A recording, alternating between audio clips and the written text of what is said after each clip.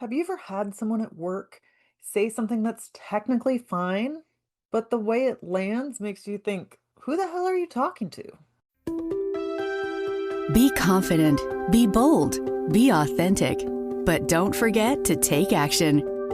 This is Ordinary to Badass, where our stories empower women to step into the spotlight of their own lives and pursue what they're truly passionate about.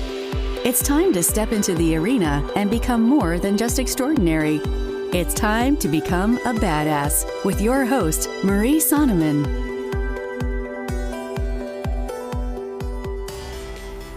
Welcome back to Ordinary to Badass, the podcast where women in predominantly male industries learn to rise, lead, and own their power without apology. I'm your host, Marie Sonneman. So let's jump right into what felt ordinary and what felt badass this week. All right, quick check-in. What felt ordinary this week? Check with you. Let me know. I want to know what felt ordinary, what felt badass.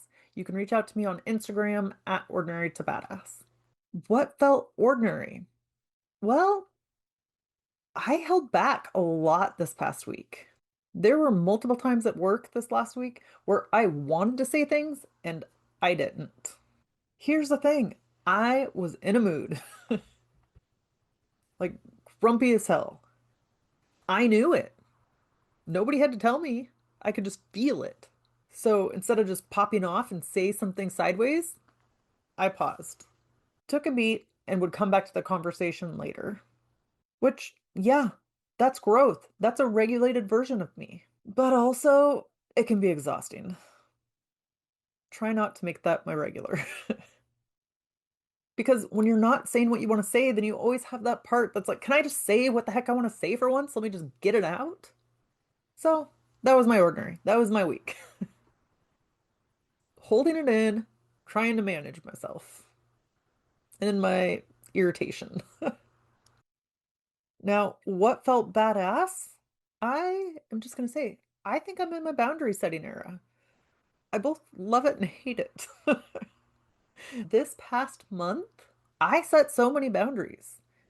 And before this past month, some of them I sat on for a while and went back and forth because it's not always easy to set boundaries. I was like, do I say it? Do I not? But I said it. This is mostly outside of work stuff, right? And but I set the boundaries. And if you're a people pleaser, I get it. That's me. I'm a recovering people pleaser. It's uncomfortable because your brain always goes, what if they take it the wrong way? What if I hurt their feelings? What if this changes things? And here's what I've learned. Your job is to say the thing. Just say it. You can't control how they react or how they feel. That's their job. Your job is just to speak your piece. That's it. As a matter of fact, I was even bragging like how I've been so good setting boundaries. And then a friend was like, well, you haven't set that boundary that you've been talking about. And I'm like, dang it, dang it. So then promptly, I had to do it. It's always nice when somebody calls you out on, on your stuff, right?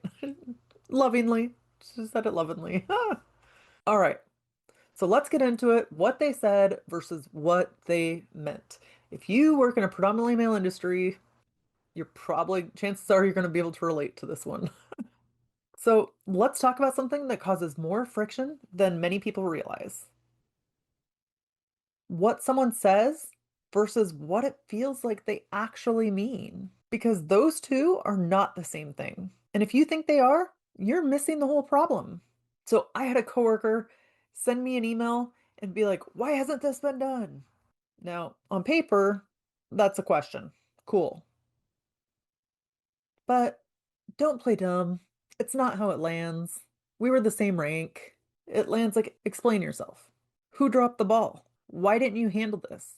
Who's pushing back on my authority? I said to get this done. So here's where I have the issue. He and I are the same rank. It's like, do not talk to me like I report to you. Not going to work for me. We're not doing that. Not today.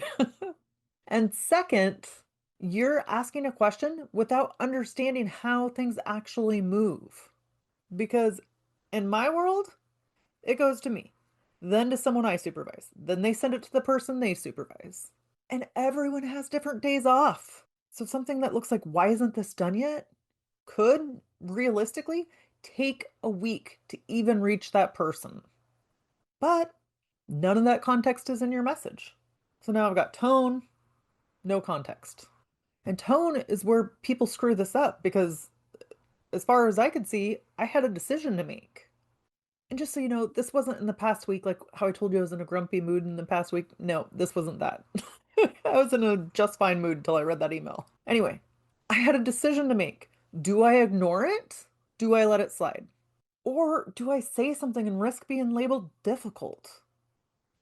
Unfortunately, it's easy for women to get that label because that label can be handed out real quick. So, yeah, I paused for a minute. I know if I respond when I'm upset, it's not going to come out clean. It's not going to come out good for me.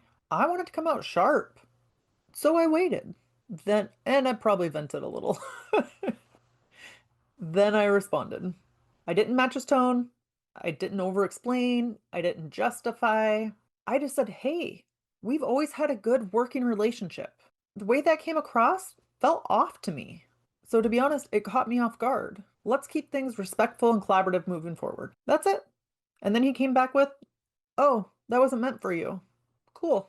But honestly, it almost makes it worse. He was trying to say it was meant for the person that I was forwarding it to. But now you're just sitting there firing off messages without even caring who they land on or how they land. And then you're going to act surprised when somebody calls it out. Here's the part that a lot of people don't want to hear or they don't care about. But you're responsible for how you come across, not just what you meant. Nobody can read your intention, especially if it's in text message or if it's an email, right? That makes it really hard to read intention. So they can only react to your delivery. Okay, let me give you a second example of something like this happening. And it's not an internal issue either. So we had a company come in that was helping us, and the guy running it, nightmare, absolute nightmare. He rubbed me the wrong way from the beginning, but not just me, like everybody I worked with. Every time I asked him a question, he'd respond with, per the training, you're supposed to do X. You like my voice there? But every single time he responded that way, it was annoying. It didn't matter what question I asked. It didn't even matter that I told him several times I wasn't even at that training. And it's not like there was a recording I could watch. Same response over and over. Not helpful. It's condescending. It's late. It's lazy. It's not good business. And honestly, it's disrespectful because you're not answering me. You're just talking at me. And everyone else felt it. The whole office, everyone thought, once he got paid, once he got the money, completely different attitude.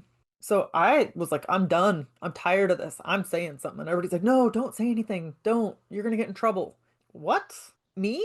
I'm going to get in trouble for asking someone to treat me with basic respect? That's crazy. We're not doing that. So I emailed him back.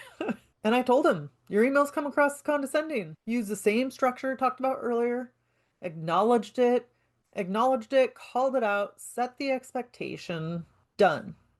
No attitude, no drama, just clear. And guess what? Nothing happened. No backlash, no issue, just better communication, which is the goal. And I think that's the part that a lot of us miss. Setting a boundary doesn't create conflict. Avoiding it does. Because if you avoid it, you're just sitting there irritated. It eats you up. And then also, like, their behavior continues. To keep the peace, whose peace are we talking about? Because I can guarantee you it's not yours. So, yeah, take it or leave it. The choice is yours. Personally, I'm not going to sit there and let somebody come at me sideways just because it's easier. I can sleep a whole lot easier at night if I just say what's on my mind, right? Unless I'm truly in a grumpy mood. But if it feels off, I let it go once, maybe twice. But eventually, I've got to say something. And here's the thing, it's like, yeah, it's up to me if I want to say anything or not. But I'd rather do that than it to eat me alive or drive me nuts. And I've noticed the quicker I say something, the quicker I get it out of my mind and it's done, right? But the longer I stew about it, the more I make myself miserable. So yeah, you can say something without being louder, without being more aggressive. Just be clear because it's not always about what's said. It's about how it landed. And I think that's the part that most people get wrong. So if this is hitting a little too close to home, there's probably more going on than you think.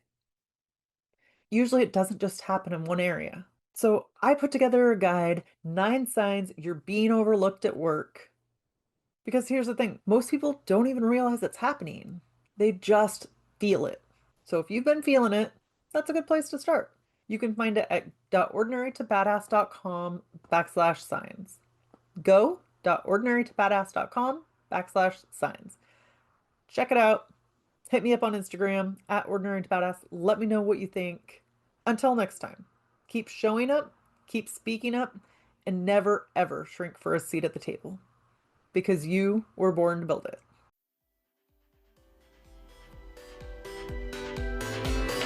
Now that you've listened to this episode of Ordinary to Badass, we want to hear from you. Go to our website, ordinarytobadass.com/podcast, and submit your own experience on how you took your life from ordinary to badass and get the chance to be on a future spotlight episode of the show. That's ordinarytobadass.com/podcast. While you're waiting for the next episode of the show, wipe off the sweat, dust off the dirt, and get back in the arena.